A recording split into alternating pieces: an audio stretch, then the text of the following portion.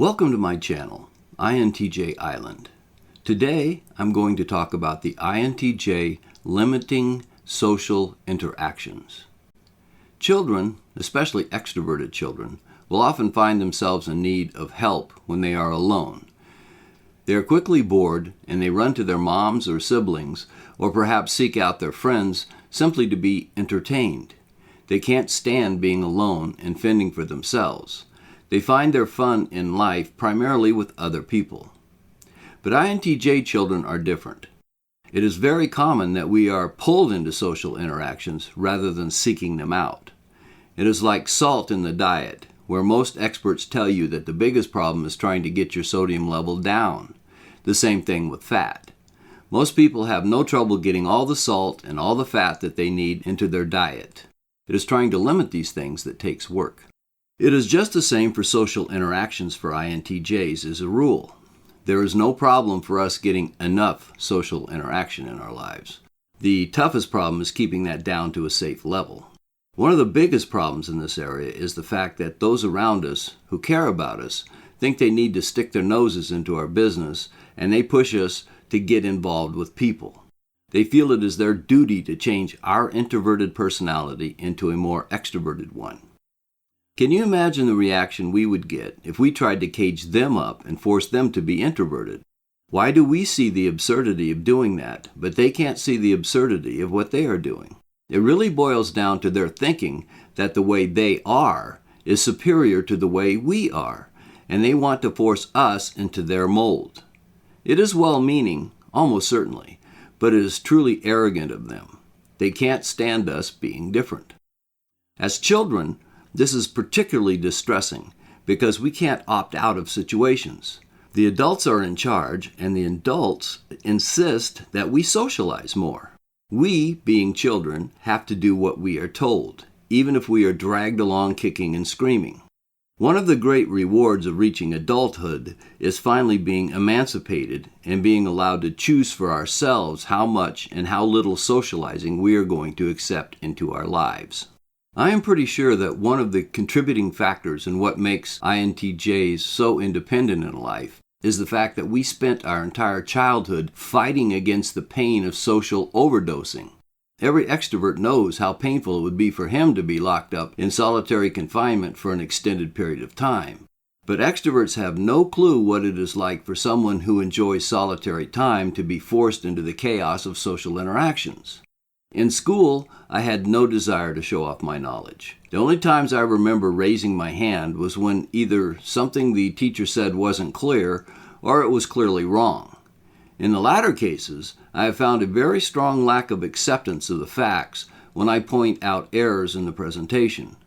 A couple of times in the military, I've had the teacher either become infuriated or simply lie about what he had just said and changed his story. Since I have always tended to read the textbook, I often already know the topic pretty well, and sometimes even better than the instructor seemed to know it. I was the kind of student I loved to have because as a teacher I was always prepared. But for slipshod teachers, I was their worst nightmare. In my youth, I didn't engage in school, especially my first 7 years or so. I didn't want to be called on, and I didn't want to join in any form of group activity. I felt it was enough for me to come into a room full of kids and stay there all day. I was always on a different wavelength, and that went right on through high school. I remember the advanced math class my senior year only had 4 students in it. There were the other 3 who were all friends, and there was me all alone. I was not at all antagonistic towards them, and we were all friendly. But when it came to math, I was not interested in their approach because I was confident that mine was better. They often did their homework together, and I worked alone. The idea of a study group never entered my mind. Seriously, what could they teach at a high school that would be over my head? It might be boring, and I might switch off, but it wasn't going to be too complicated. In my next video, I'm going to cover my view of the perfect INTJ classroom of the future. I had picked up a narcissist along the way through high school, and I married her the summer I graduated. It deflected my life course like a stray pool ball knocking into a ball that is rolling right towards the pocket. What life would have been like for me if that had not happened, I have no way of knowing. But I suddenly had a built-in social side to life, and I never really tried living alone. When my ex-wife hit the road and left me, I was living in a barracks with a lot of other guys. I then went to a ship where again I was with lots of guys around. I met my wife while I was there, and so, looking back over my life, I have never once had a place where I lived alone. I never had an apartment or house alone to myself. If I had ever gotten used to living alone, I might well have stayed that way for my entire life. I have no way of knowing. But one thing has been consistent throughout my adult life. I have always had my space where I could be alone. I need an office, a study, something apart from the rest of the house, where I can close the door and think. When I have no other choice, I take walks. I was reminded of this 2 days ago when I went with my family to a pumpkin patch so the grandkids could pick out some pumpkins for Halloween. We walked around some, and the kids were having a ball, but after a while I got the itch to get away. Here was a very large field of pumpkins and another one beside it, and then off in the distance was a row of trees all in autumn colors. I set off on a walk as I went around the field and into the next field, as I saw the members of my family were doing the same thing off in the distance on the other side of the field. They finally noticed I had wandered away because I heard someone ask, "Where's Grandpa?" And then my son saw me and said, "Ah, there he is." I was in line with the quickly setting sun from their vantage point, so I was hard to see. I was hit with a sense of déjà vu because I used to take long walks in an apple orchard just before my eldest son was born. I was all by myself, smoking my first pipe and grabbing sour apples to eat from the trees from time to time. It was quiet and peaceful, and my mind was wandering through the universe, thinking about what it would be like to live in a galaxy that was all part of an empire. The wind was blowing through the trees, and there was no one around to disturb my thoughts. And here I was again, walking alone as I regulated my socializing time in order to gather my thoughts.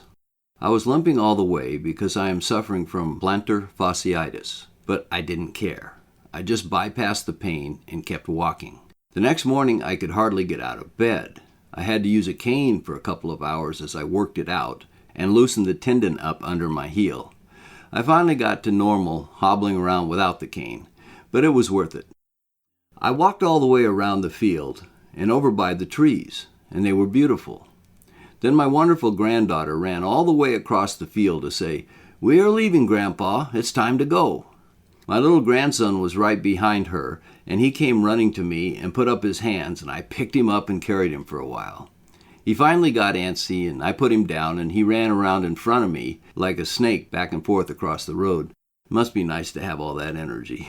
But anyway, I continued on the road that went around the field, and I completed the loop finally and returned to the group.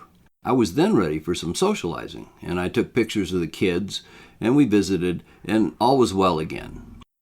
Over the years, I have learned how to regulate my social intake. I know when I can tolerate more and when I need to cut back or completely disengage for a time. Something I have done all my life is to get out of enclosed spaces with lots of people and find a place where I can be alone. I will walk outside or down a hall, any place where there are no people. It is like taking a swim in a pool of peace when I do that.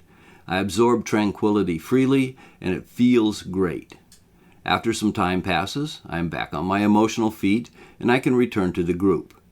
This is like releasing a safety valve and restoring my emotional pressure back to normal. How do you regulate your social intake and keep it below the recommended maximum for an INTJ? Please let me know in the comments.